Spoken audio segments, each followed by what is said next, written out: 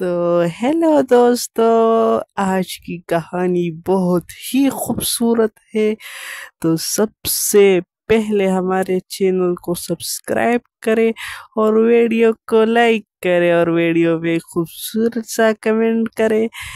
तो हमारे फैमिली को भी ज़रूर से ज्वाइन कीजिए। ऐसी खूबसूरत खूबसूरत कहानियाँ हम रोज़ आपकी खिदमत में पेश करते हैं। अगर आपको सब्सक्राइब के बटन के बारे में नहीं पता तो नीचे रेड वाला बटन होगा, उस पर क्लिक करें और बेल आइकन को भी ना छोड़िएगा, ज़रूर उसे भी प्रेस कीजिएगा। हमारी जैसी भी नई वीडियो आएगी तो आपको नोटिफिकेशन मिल जाएगा। तो चलिए कहानी को शुरू करते हैं। तो हमारे साथ ये रहिएगा और चैनल को ज़रूर से सब्सक्राइब करें और वीडियो को लाइक करें। तो चलो कहानी को शुरू करते हैं।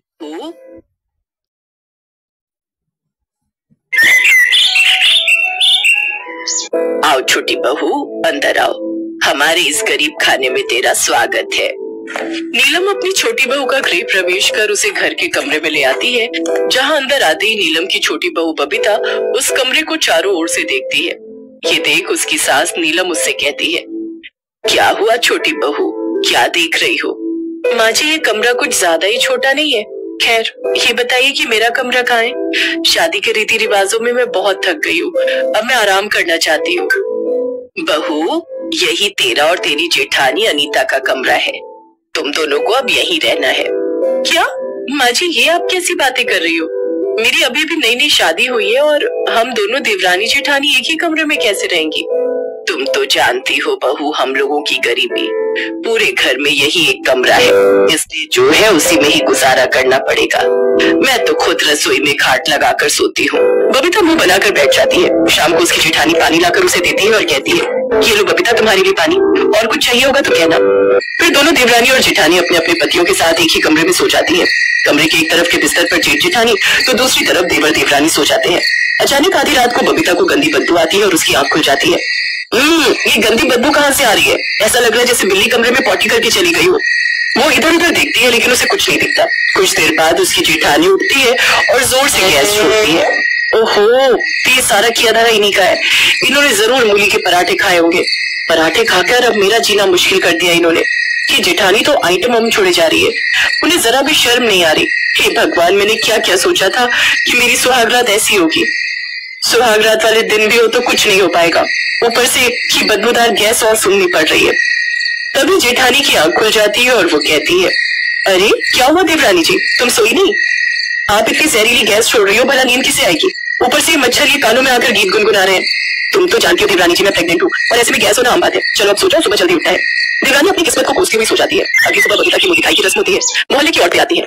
बहू तो बिल्कुल चांद का टुकड़ा है। छोटी बहू, अब जैसे बड़ी बहू ने हमें खुशखबरी सुनाई है ना, वैसे तू भी सुना दे। क्या खा खुशखबरी सुना दूं? शादी के पहले दिन से तो हम दोनों पति पत्नी अपने जेठ जेठानी के कमरे में सो रहे हैं, ऊपर से भी खुशखबरी सुनिए। प्राइवेसी नाम की कोई चीज तो है ही नहीं यहाँ। ऐसे कुछ दिन बीत जाते हैं। एक रोज जेठानी अपनी माँ से फोन पर बात कर रही थी तो वहीं दूसरी तरफ बबीता भी अपनी बहन से बात कर रही थी, लेकिन एक ही कमरे में होने के कारण दोनों एक दूसरे से फोन पर ठीक से बात नहीं कर पाती। ओफो, क्या मुसीबत है, अब तो फोन पर भी बात नहीं कर सकते।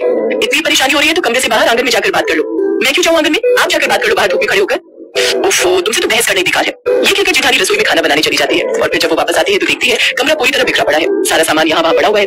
देवरानी जी, ये क्या है? आपने सारा कमरा फैला दिया और ये गीला तौलिया मेरे बेड पर ही डाल दिया, और ये कपड़े इस तरह क्यों रखे हुए हैं? जेठानी जी भूलिए मत, ये सिर्फ आपका कमरा ही नहीं बल्कि मेरा कमरा भी है, और मुझे अपने कमरे में कैसे रहना है इसके लिए किसी की परमिशन की जरूरत नहीं है। इसके बाद गर्भावस्था में भी जेठानी सारे कमरे को अकेले साफ करती है। ऐसे कुछ दिन बीतते हैं और अब जेठानी की डिलीवरी का वक्त पास आ जाता है, इसलिए उसकी सास उसकी गोद भराई की रस्म रखती है, जिसके लिए अनीता शीशे के सामने खड़े होकर तैयार हो रही होती है, जिसे देखकर उसकी देवरानी कहती है, जेठानी जी, अगर आपका श्रृंगार हो गया हो तो आप आगे से हट जाइए, मुझे भी तैयार होना है। गोद भराई मेरी है तो पहले मुझे अच्छे से तैयार होने दो, तुम बाद में हो जाना। ओफो, क्या मुसीबत है, जब से इस घर में आई हो तब से कमरा, बाथरूम, यहाँ तक कि शीशा भी एक, हर चीज एक ही एक है। ना जाने कब तक मुझे हर चीज के लिए ये कॉम्प्रोमाइज करना पड़ेगा। हाँ तो मैं कौन सा चैन से जी रही हूँ? पहले मैं कितने आराम से अपने कमरे में रहती थी, लेकिन जब से तुम आई हो मेरे कमरे का तो हुलिया ही बिगड़ गया है। सारा दिन गंदा करके रखती हो, रहती तुम भी हो लेकिन सफाई अकेली मैं ही करती हूँ। अच्छा, तो ये क्या सिर्फ आपका ही कमरा है? अरे मेरा भी इस पर उतना ही हक है जितना आपका। बातों ही बातों में दोनों की बहसबाजी इतनी बढ़ जाती है कि दोनों के बीच झगड़ा शुरू हो जाता है और इन सब के चलते अनीता को गलती से धक्का लग जाता है जिसमें वो पेट के बल गिरने वाली होती है कि तभी उसका पति नरेश आ जाता है और वो उसे संभाल लेता है। भगवान का लाख लाख शुक्र है जो तुम गिरने से बच गई, नहीं तो आज अनर्थ ही हो जाता। अगर अभी मेरा बेटा यहाँ नहीं आया होता तो चोट लगने के कारण इस नन्ही सी जान को कुछ भी हो सकता था। अरे तुम दोनों को अपना ना सही, आने वाले इस बच्चे के बारे में तो सोचना चाहिए था। मैं मानती हूँ कि एक कमरा होने के कारण तुम्हें ये सब परेशानियां हो रही हैं, लेकिन इसका मतलब ये नहीं कि तुम हाथापाई पर उतर आओ। कम से कम तुम लोगों को इतना तो समझना चाहिए कि अभी हम लोग गरीब हैं और अभी कमरा ले नहीं सकते, लेकिन मेरे दोनों बेटे सारा दिन मेहनत तो कर रहे हैं, धीरे धीरे वो कमरा ले लेंगे। हमें माफ कर दीजिए माँ जी, हमसे गलती हो गई, अब हम ऐसा नहीं करेंगे। हाँ माँ जी। तभी बड़ा बेटा नरेश कहता है, आप सब चिंता मत कीजिए, हमने जमीन खरीद ली है। हमें माफ कर दीजिए माँ जी, हमसे गलती हो गई, अब हम ऐसा नहीं करेंगे। हाँ माँ जी। तभी बड़ा बेटा नरेश कहता है, आप सब चिंता मत कीजिए, हमने जमीन खरीद ली है और बहुत जल्द उसमें 3 कमरे भी बनवा देंगे। हाँ, हमने सोचा था घर बनने के बाद आप तीनों को सरप्राइज देंगे। आप लोग चिंता ना करें, अब हमारी परेशानी बहुत जल्द खत्म हो जाएगी। ये सुनकर तीनों सास बहू बहुत खुश होती हैं। अब दोनों देवरानी जेठानी एक दूसरे के साथ घुलना मिलना शुरू कर देती हैं और उनके बीच एक कमरे को लेकर लड़ाई भी खत्म हो जाती है। कुछ दिन बाद उनका घर